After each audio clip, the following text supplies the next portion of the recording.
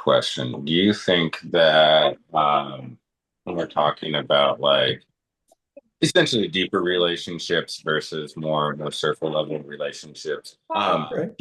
sometimes people that connect through conversations and questions and verbal depth, is that the only way to judge whether a relationship is so for essentially, it's almost a question of like, how do we quantify what a deep relationship is? Well, And let me take a swing at that pitch.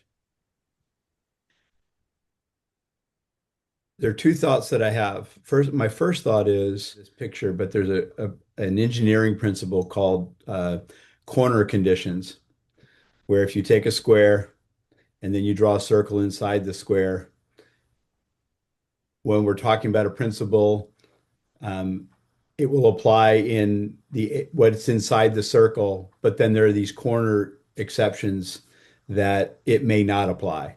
And I think that to a degree, part of what you're talking about may be in those corners.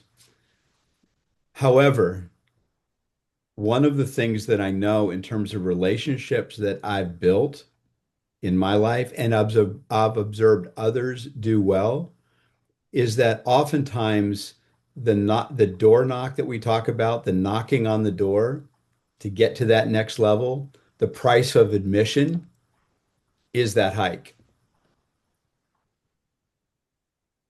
is playing dominoes, is talking about movies. And and oftentimes it's the reason they don't talk is that they don't go deeper in a conversation is because there's been nobody who's been willing to pay or few people who've been willing to pay that admission price.